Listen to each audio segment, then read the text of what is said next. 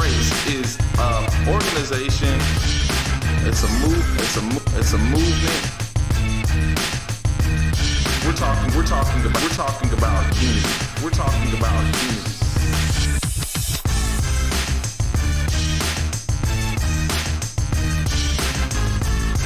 So we're aimed to taking down the system of race by educating, enlightening, informing, and positively debating with those who have counterviews.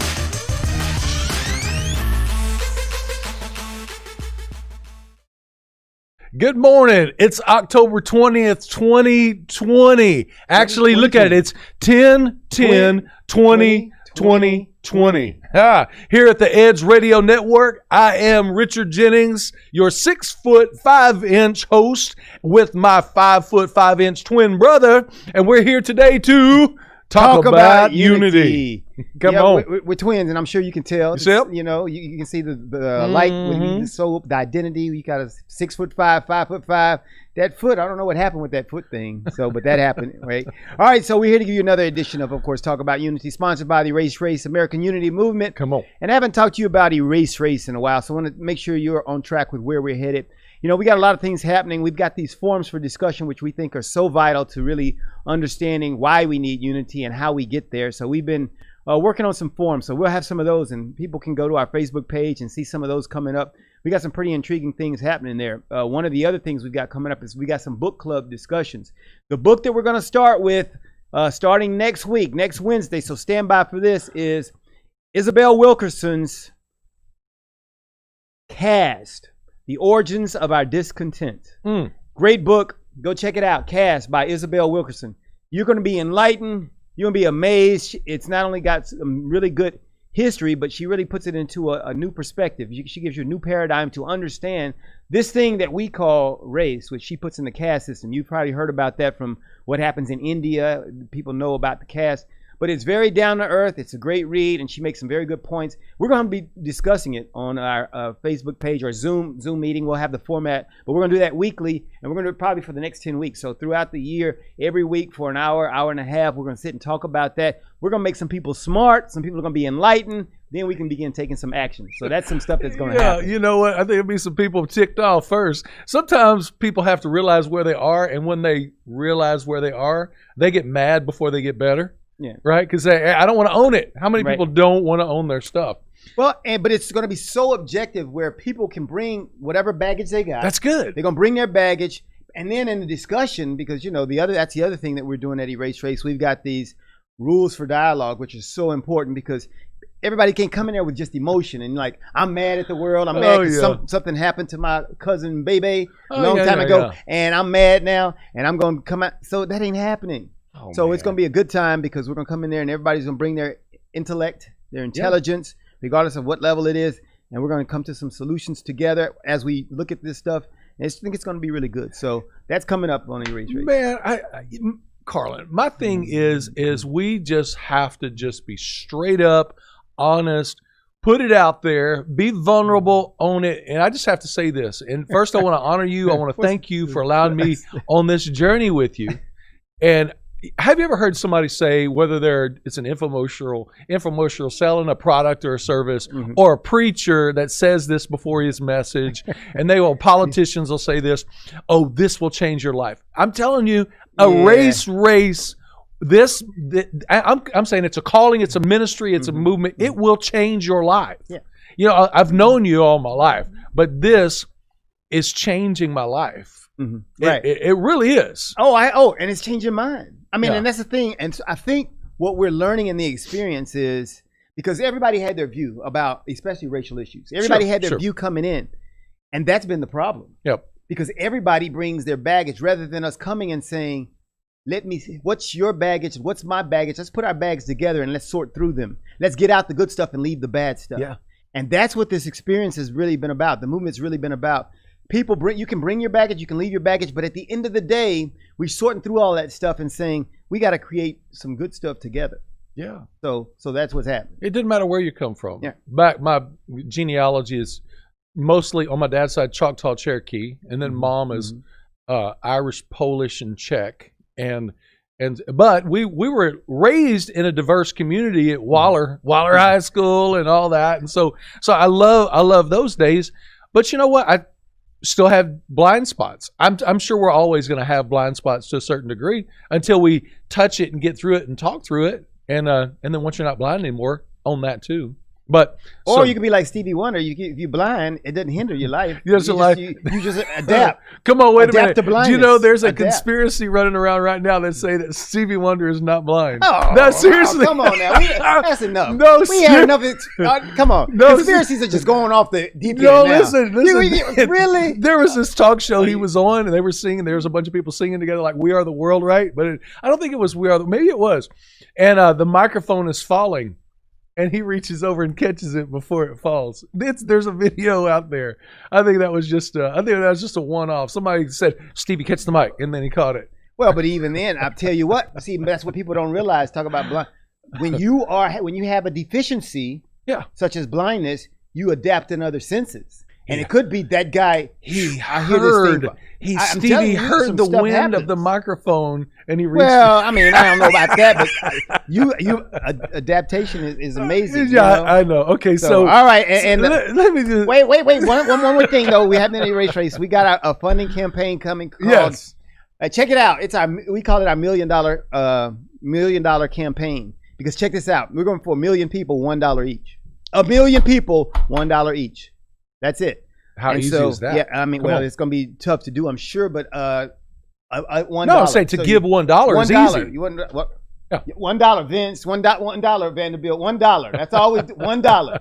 And you know, we're not whining about anything else, because I really think, you know, some of these things we do. You look at the money that people are in bet. Like, I mean, I think about the presidential election happening. Right. I'm like, these people spend millions. I mean, when I say millions, 50, 70, 80, 90, $100 million on a campaign. I think if we took all that campaign money, let's pour that out into society, you know, and let's start doing some good with that, you know. So that's what it's really about. And let's have everybody, you know, pitch in to do some things like that. So $1, everybody pitch in, and let's make this happen. Yeah, can you imagine? And that's part of what we have to do too, is cast vision regarding what the end game, what the end result is going to be. Coming together, having these conversations, if it can relieve and make better this racial tension and the injustice, and everybody getting on board to address those issues that really need to be addressed, how much better would our world be? Yeah. Not just America, not just Texas, not just our world, but the world. So we're going to do a lot in this talk about unity, but unity takes a plan, a purpose, a direction, and if you want to achieve it. So today's show is dedicated to highlighting the principles of unity, and we will do that in a very practical and easy to understand way. So that's what we're about today. What this show is dedicated to. But first, we want to cover what's happening out in the real world today. And wow, do we have some juicy stuff on that. Yeah, besides surprise, the conspiracy of Stevie Wonder not being blind. Oh, stuff, you know? Go look it up on YouTube. It is there. That's crazy. It's like, what kind of stuff we got going on? All right. Hey, but yesterday, you hear about Fauci and Trump going to war? Ooh, man. That's crazy. Ooh, did you see the look on his face, on Fauci's face? Anyway, go. You got it. Well, I mean, I just heard, because first of all, I heard Trump. And when you hear a Trump speak, of course, you get kind of used to that. And so you don't, you know, even we're getting used to even hearing some of this crazy stuff that Trump says, but it was just the feeling of, like I said, we're talking about unity. This guy's a human being. He's got a family. I mean, I'm just always thinking, he's a man. How much can you dog somebody out in public when they've got a family and things like that? And of course, I do this work of unity, so maybe I'm more sensitive to trying to get along with people. But everybody's not trying to do that. And the way he just degraded Fauci yesterday was pretty bad. Besides saying he was a disaster and saying these idiots and things like that, I'm like, this guy works with you, for you, or whatever. I mean, how could you do that? But he did. Yeah, if I would have listened to him fully, it would have cost us. What, 500 million lives? Yeah, 500,000. No, let me see. Wait.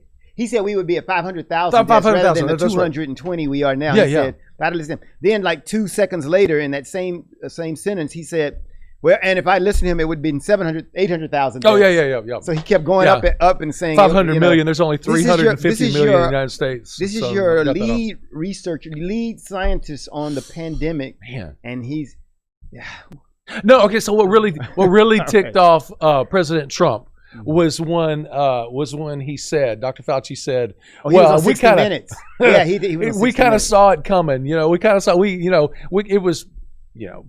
We really thought that he was probably, after some of those events that he did, he was going to catch Corona. So. Oh yeah. So he watched 60 Minutes.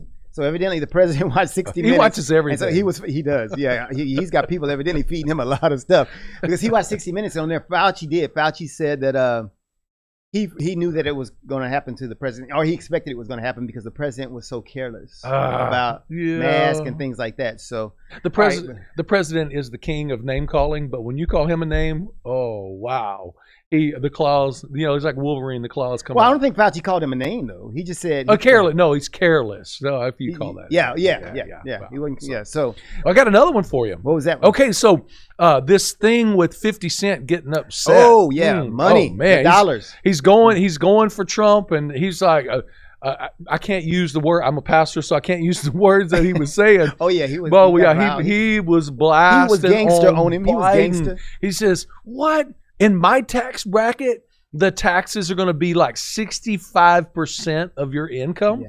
The picture of him, that of this lead article was he was putting down his star on the Hollywood Walk of Fame. Who 50 was? Yeah. And so they show that picture, and then they show his beautiful, it was like a cognac colored Rolls Royce. I mean, oh my gosh, beautiful car. And then they said, "Are you bankrupt or something?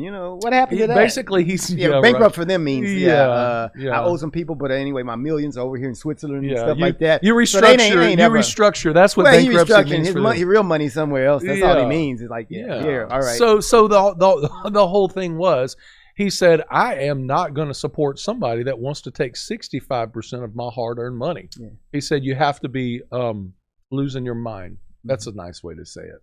So so let's finish this off before we go to break here in our first break. Yep.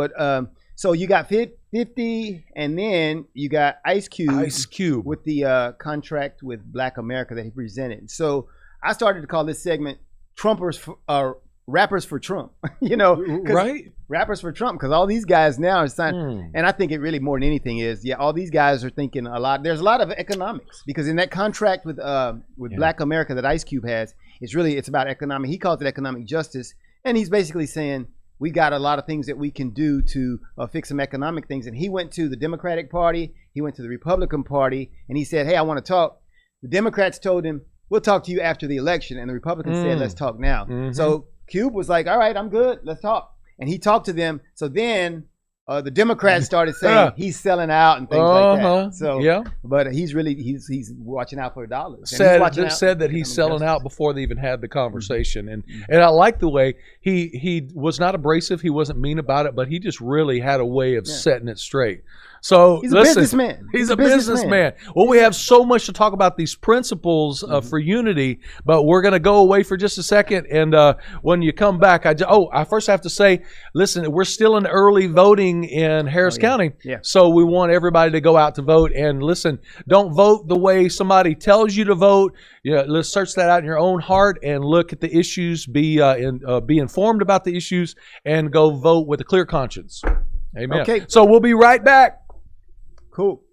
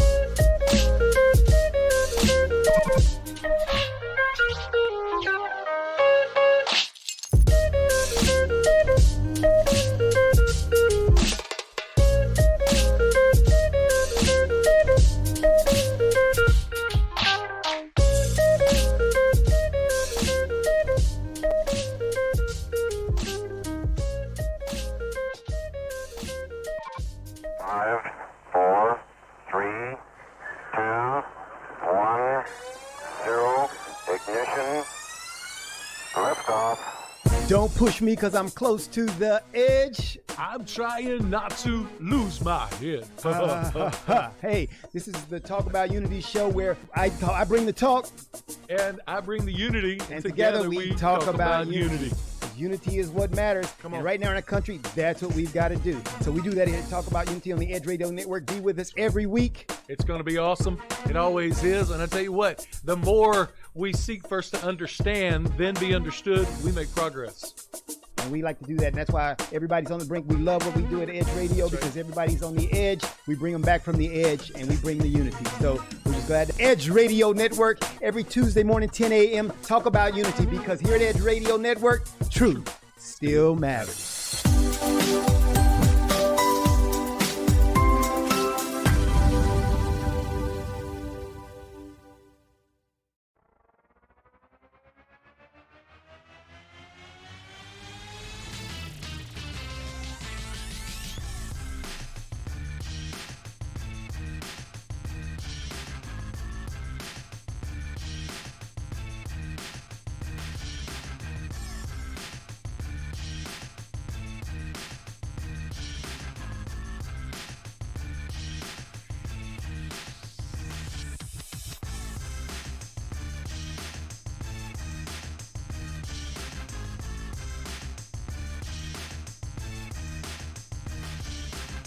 And we're back at Talk About Unity, sponsored by the E.R.A.S.E, the American Unity Movement. And as we were saying before we went to break, you got an opportunity now to go out and do that early voting thing, get out of the way so you don't have to stand in a really, really long line, because you can probably find some places near you right now that have shorter lines. As the initial thrill, when they first started, the lines were really long, and some of the places they're getting shorter, and you probably can find a place near you where that's happening. But get out there and do that thing and vote. And one of the things they want to stress is that, hey, there are more people that are running for office than simply the president. That's right. Because most people think of it as just the presidential election, but a lot of other things that, can affect what's going on in your community. So want to get out there and do that. And before we get into our principles for unity, I just wanted to talk about the fact that, the E.R.A.S.E, American Unity Movement, while we launched in 2018, which was our beginning, it was years before that. And I would say you can go back as far as 2015. I find writings that I was doing along those lines from 2011 and 2012. So we've been talking about this for a long time. But one of the things that's key about this movement is that there are these action steps that have to be taken. And so we had to kind of come up with a framework for what we're talking about. And so we didn't just say kind of erase race and just throw it out there. And most people treat it that way when they hear, they go, erase race, that just sounds very simple. And while that might sound simple, there's a lot more to it than that. And so the other part of it is the unity part that we're talking about today. And so in covering that, we have what we call the principles of unity, because it's not just a thing where we say, everybody come together, hold hands, and let's sing Kumbaya. There's this thing that's got to happen so that people understand these principles. And so we've got the principles of unity, along with some of the other things. You heard me talk earlier about rules for dialogue. We talked about, and that we're not covering that in the show at all today, whatever, but that's something that we often cover with Erase Race. Well, matter of fact, tomorrow on our Facebook Live, we'll be talking about rules for dialogue. We have this role-playing segment where people see what we mean about how to communicate with each other, because that's one of our big faults in our country. We don't know how to effectively communicate with each other. And so that leads to some bad conversations, kind of like Fauci and Trump. Some of the things like that happen because we just haven't learned to dialogue effectively. And so those are some of the things. But so, Richard, go ahead and tell them. Let's get down to our principles for unity and give it to them, and then we'll start talking about four things. And I want to grind this in. I want to get to the point, and I do this with our people all the time. Let's lock it in so you don't forget it. Because these principles will actually cause you, when you're focused on this whole race movement and mindset, lifestyle. It's a lifestyle. I think when we have these four elements, that it will make it so much easier to move forward. So we're going to do this. So they'll be good for outside of here too. Yeah. So check out first, right? Carol Burnett used to do this when she was saying bye-bye to her aunt. First one is listen. Listen, Linda.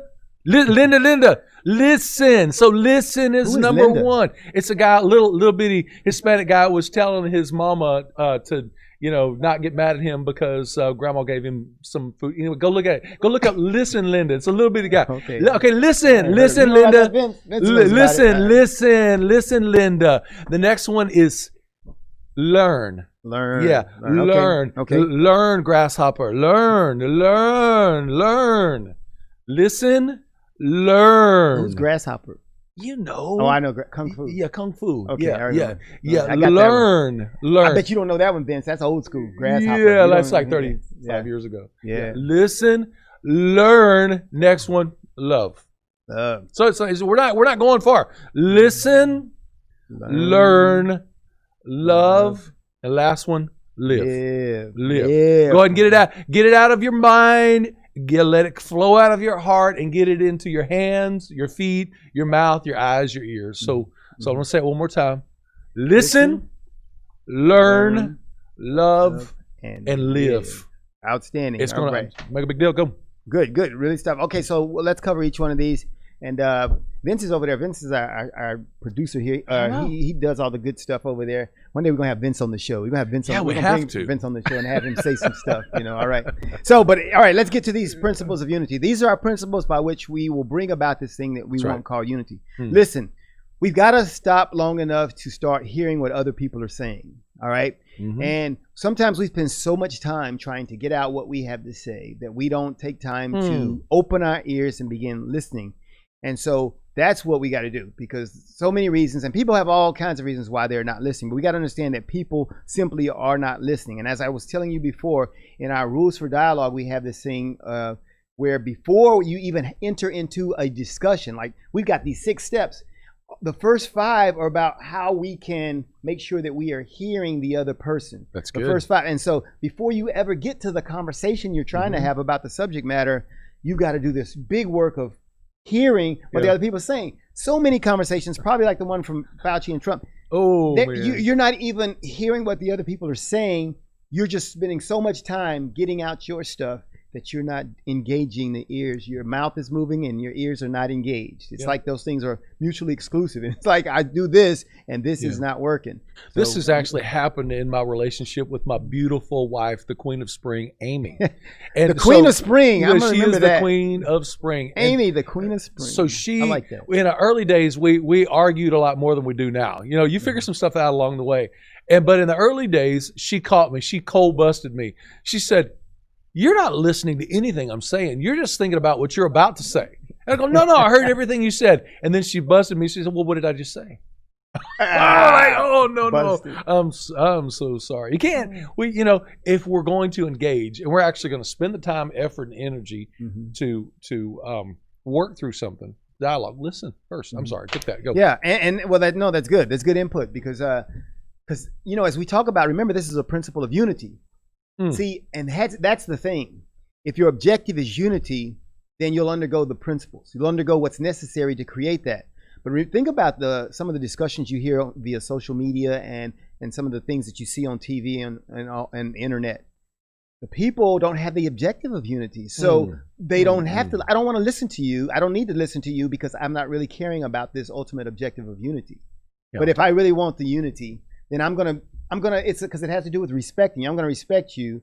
I'm gonna honor you in listening to what you have to say, because my objective is to take what you have to say, my ideas as well, let's mix them together and let's come up with something that we can agree upon so that we can walk together. And that's what unity is about. On this listen thing, it really hit me when I was thinking about what we were doing today and going through this. Listen is so important. In high school, remember, you young whippersnappers won't understand what I'm saying. We used to actually have driver's ed in school. We had driver's ed in school. We took the class, and then we started doing the driver's thing, like during the summer or after school. And my driver's ed teacher was Coach Miller. It's Coach Miller. And so I'm in the seat. I'm in the driver's seat. Coach Miller, he might be watching. Hey, Coach. Yeah, hey, Coach. Right. So I'm in the driver's seat. He's in the passenger seat, and there's 3 people in the back seat because they're observing me drive. And so I'm thinking, I'm actually behind the wheel of this car. And Coach is sitting next to me. Coach is going to be so impressed with how I'm driving. And my friends are in the back seat. My peers are actually experiencing how great of a driver I am. And so I'm all absorbed in that moment. And Coach said, "All right, Jennings, take a right at the next stop sign." Get to the next stop sign. I take a left. And I'm going down the road, and people giggle a little bit. I'm thinking, well, they just giggling because I'm such a good driver. And get to the next stop sign, and he says, "Jennings, take a left." I take a right. And then he says, Jennings, will you please, and they're laughing even louder now. So he goes, Jennings, stop. Just stop right now. I'm like, uh-oh, I did something wrong. He says, Jennings, is there someplace you want to go? I go, no. He says, well, I said take a left, you took a right. I said take a right, you took a left. You know, you have to listen to what I'm saying. And the point is I'm trying to make about that is it's ingrained in me, and it was very embarrassing. But how many times are we engaged? We think we're engaged, but we're self-absorbed or absorbed in the surroundings, and we think we're going somewhere, but we're actually going in the opposite direction than where we should have been going had we been listening. So anyway, that was a powerful learning lesson to me, but we really need to pay attention so we can actually make progress. And listening is a hard one for us. And I think when it enters the public spectrum, because even in personal relationships, when it's just two of you there, that's tough. But it's even much more tough when you bring it out into a public audience, and you've got a huge audience. So yeah. All right. So that's our listen. Let's go to our second one. Our second principle of unity is learning. And if this is a big one for me, because I didn't realize the benefits that were accrued to me. Some people would call that privilege. Benefits accrued to me because my parents were educators. My dad was from university. My mom taught math, high school and junior high school level.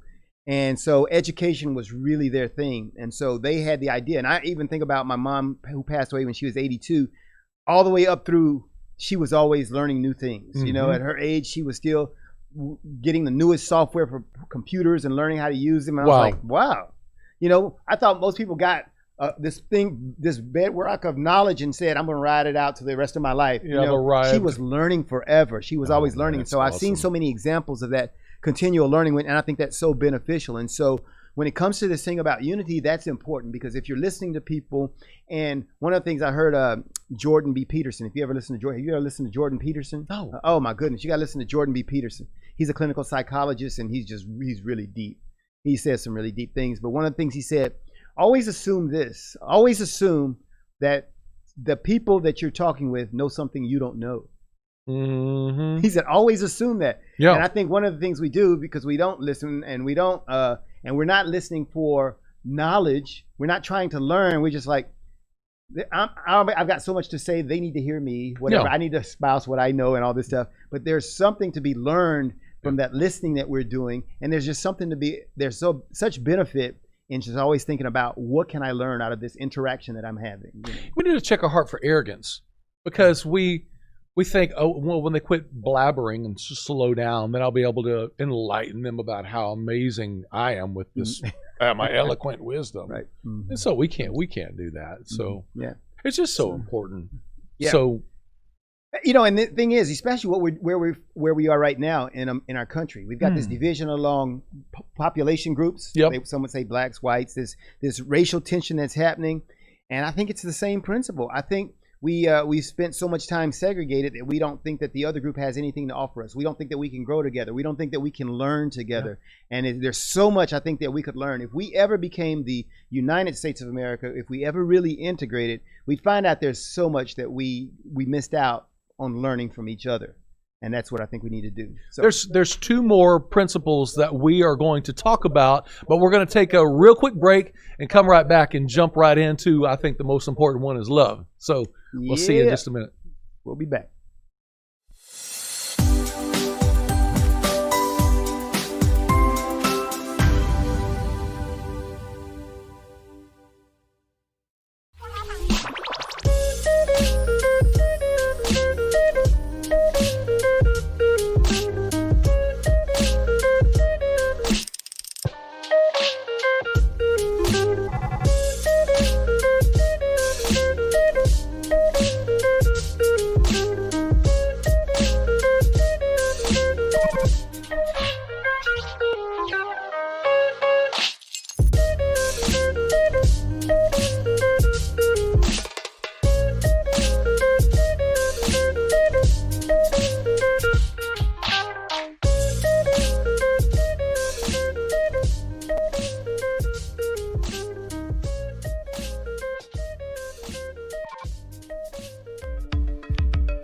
Are you a small business owner concerned about the downturn in the economy?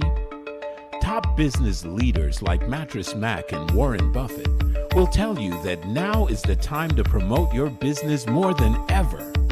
People need your services. Your business needs an edge.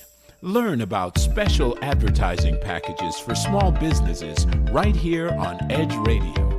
Find out more, give us a call at 281-744-0446. That's 281-744-0446. Edge, because truth still matters.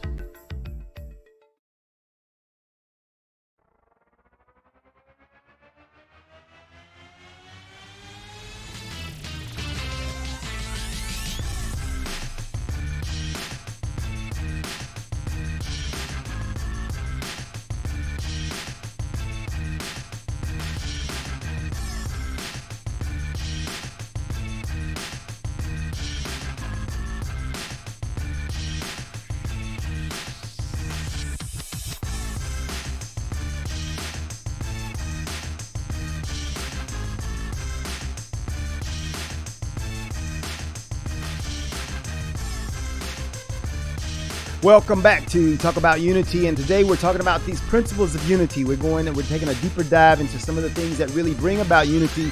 We're not just going to talk about it, because one day we're going to have to walk about it, and so that's what we're doing. We're talking about these principles of unity today. We finished with one before we went to the commercial segment, where we were talking about learn and how because there's love, there's listen, there's learn, and so that's where we are. We're on the second one. Listen and learn. All right. We're getting to love. We're gonna come to love in a second here, but I wanted to finish off something about this learn one, because I was talking about how I grew up in an educator's home. Both of my parents being educators, and how vital learn was into our whole family environment. And so one of the things we're doing with the E.R.A.S.E American Unity Movement, we're talking about how we need to learn about each other. We need to choose to learn about each other. That's how we bring about unity.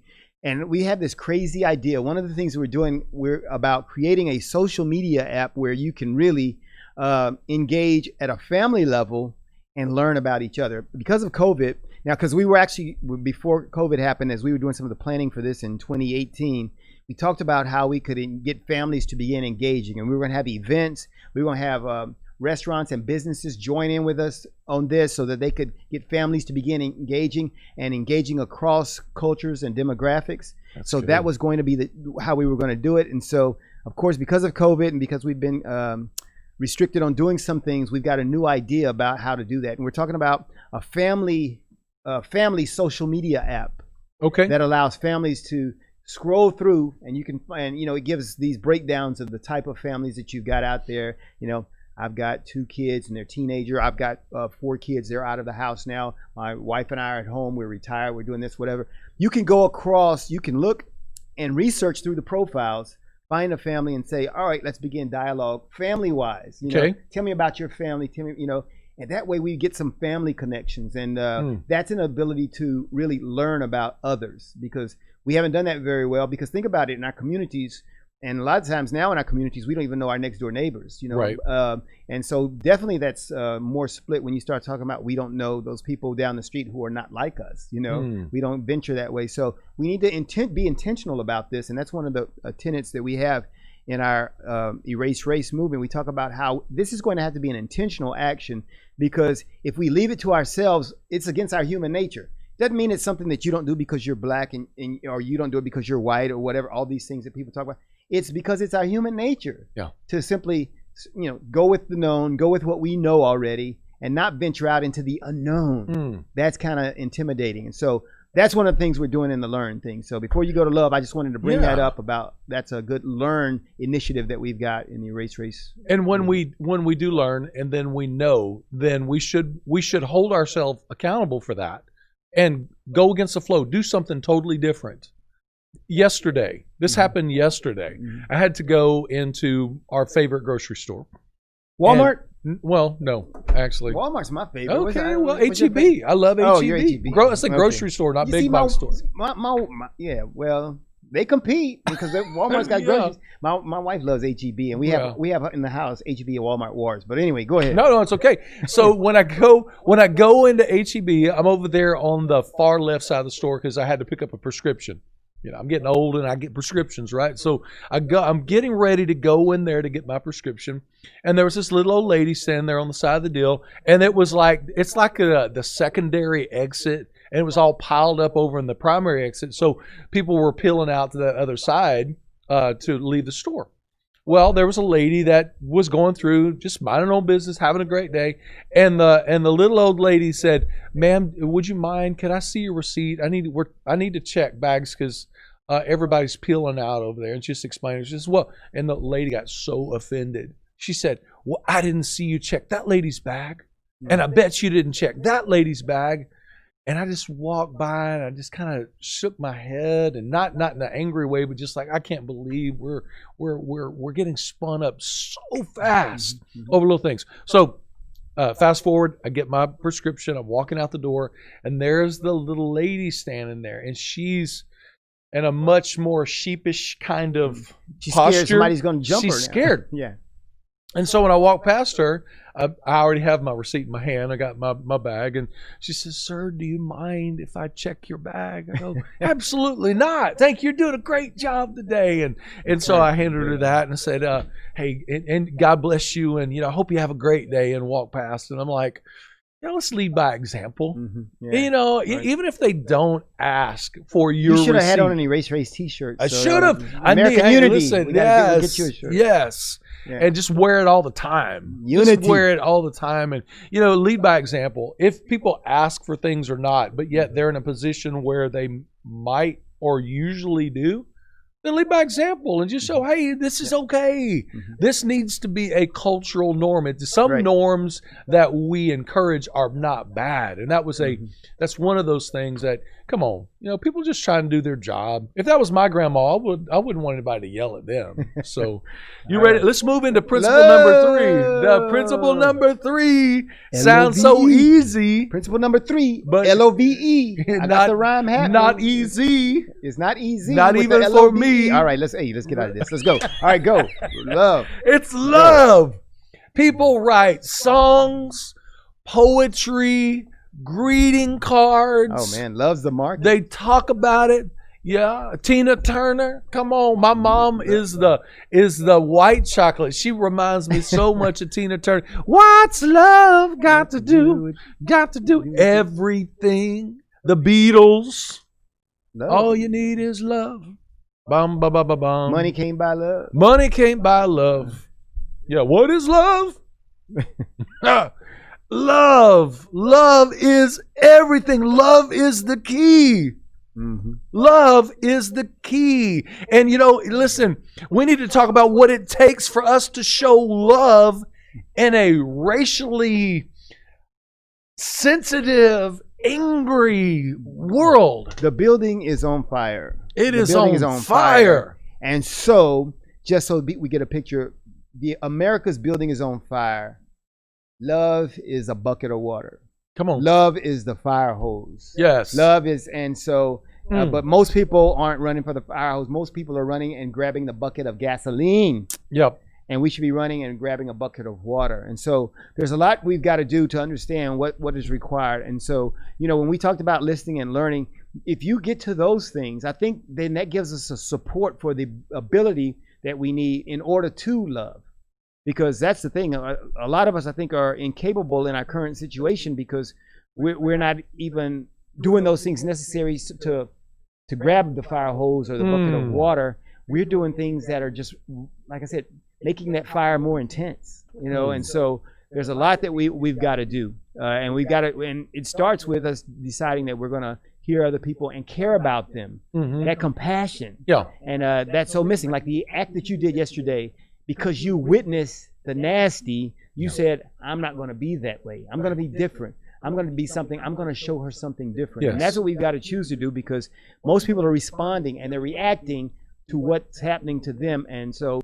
You hit me, they've an eye for an eye, tooth for a tooth. You hit me, I hit you back, and that's the way it keeps going. Somebody's got to stop that. Love is not a fluffy feeling.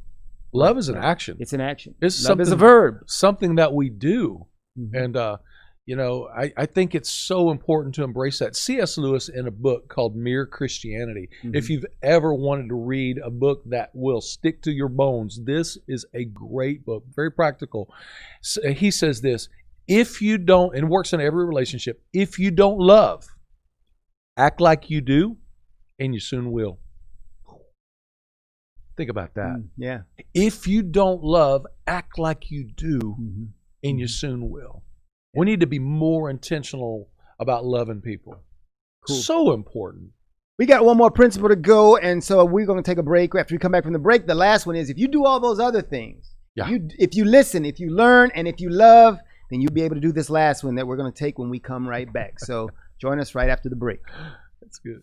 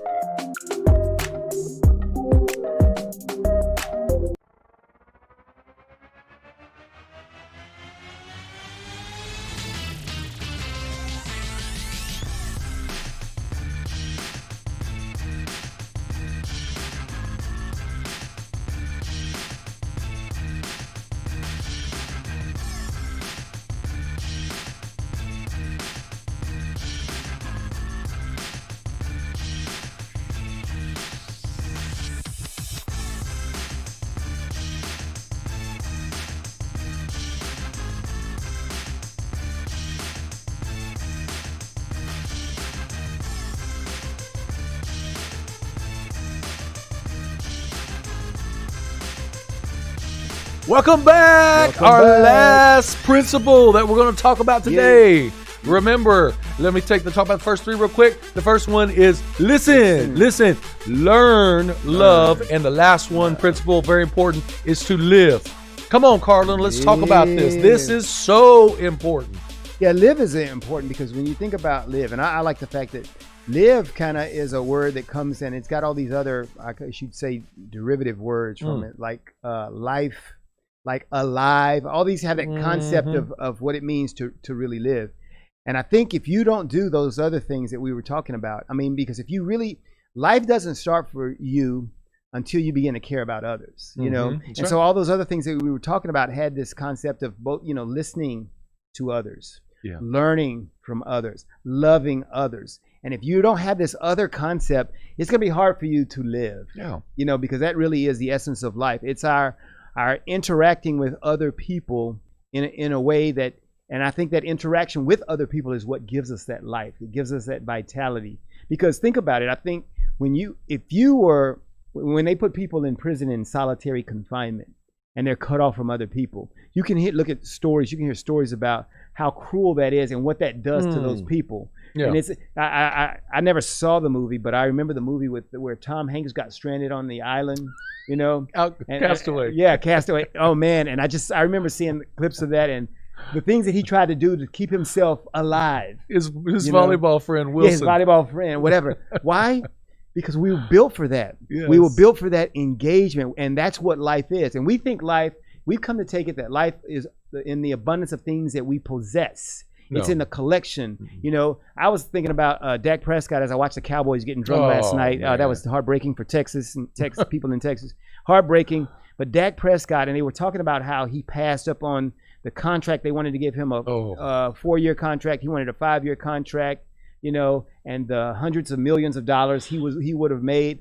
And I was just thinking to myself, you know, these people who make all that money, and you hear so many stories, and I'm not talking specifically about Dak Prescott, but you hear about these millionaires who commit suicide. Oh my goodness. I said, that is the ultimate in understanding that it really isn't in the stuff. Life is not in the stuff. That's right. And your life can be just as miserable with billions of dollars as with no dollars. I mean, right. And so we got to understand that's not it. Life comes from the way that we begin connecting with each other, and that's what we need to do. Life. And you know, it's intentional to move beyond the material things and the political things and the things that other people do that we may not agree with or we may not understand. And you can love people where they're at without loving what they do. Right. Mm-hmm. You know, you can as a pastor, you know, the phrase, you can love the sinner without loving the sin. And you know what? If we would stop focusing on all their flaws and spot the one or two things, maybe you only see one or two things. If you look hard enough, you can see good in everybody, and just celebrate that. Thank God that they're alive, you know, and alive. as long as they are alive, and as long as we are living, there's an opportunity for change and for growth and for reconciliation.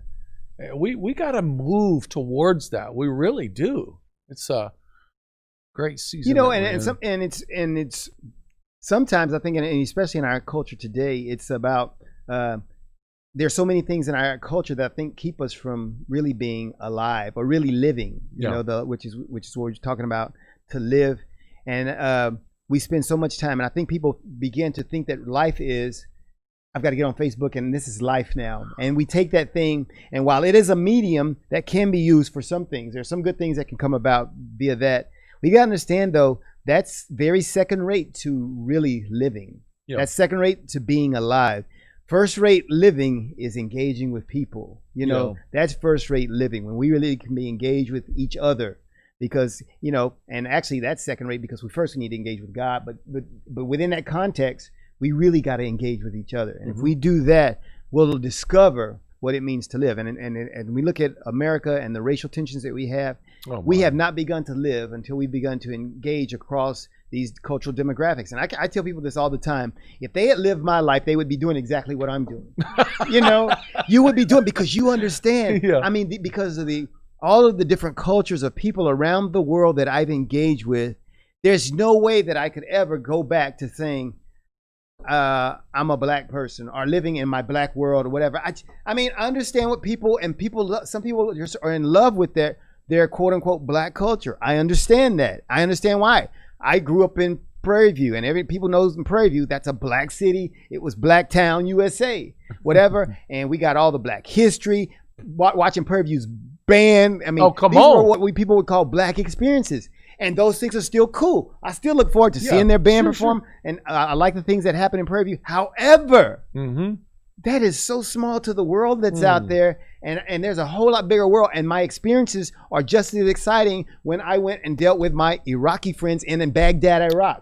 We had those same things. There are things that I miss about Baghdad, Iraq. When my wife and I go to Nigeria, there are things I love about that. And the same thing happens in various communities here in the United States when I go with a different group, whatever. And so in my life, I'm bringing those worlds together, because that, to me, is life.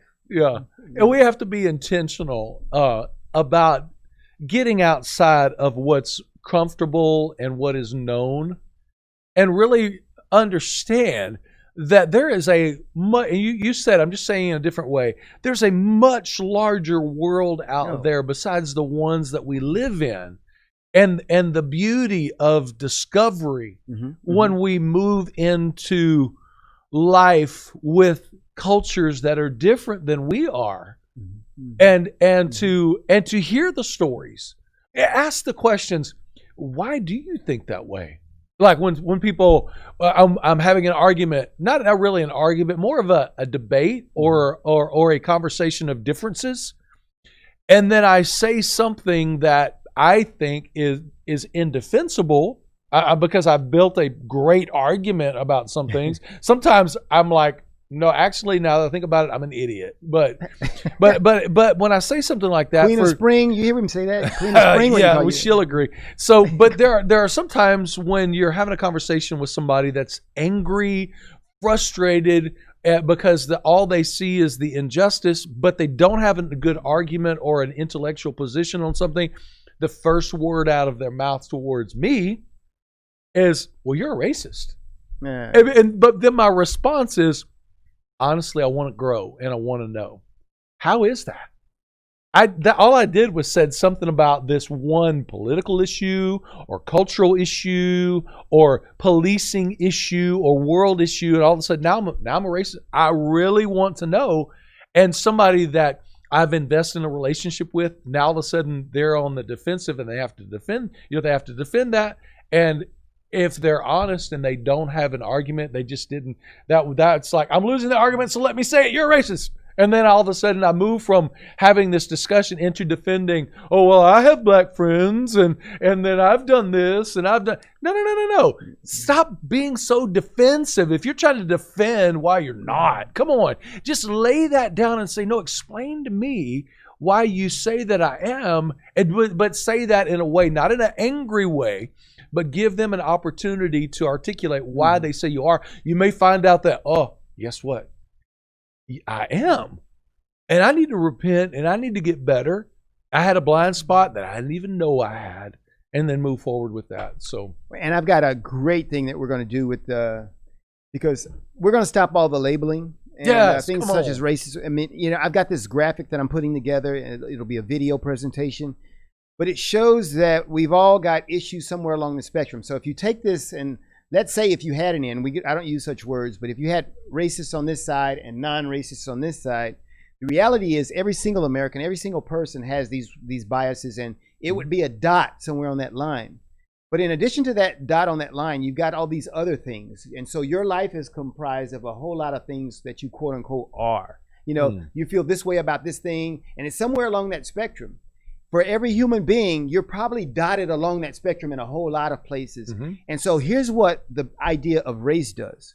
Race says you're fixed in this one little box right here. You're fixed in this box, and that's where you belong. And so when somebody says, Richard, you're a racist, they take that one dot, stick it there, and you stay right there, and you don't move. And that's not only does it not make sense, it's not true. All right? And so none of us are that one dot. We're all in our lives somewhere along the spectrum, and multiple places along the spectrum, and it changes. We go forward and backward in our lives as we go, whatever. So what's the point of labels? They're useless. That's right. Listen, learn, love, and live with people, and you'll find out who they are, and you can call them by name and not racist. Nope. The discovery of when we live and experience and move into relationship, it becomes, in the beginning you're intentional, but then it becomes second nature after a while, and things that happen in your life that you discover turn into beautiful moments, and they actually become a part of your psyche, a part of your memories. I was getting the COVID test a few months back, and the lady poked my brain with a popsicle stick, and as she hit my nose back there, she touched my shoulder and she just massaged my shoulder a little bit. She says, "Hang on, baby," the way she said it, very southern, sweet, Louisiana flair. She says, "Hang on, baby, it's gonna be all right."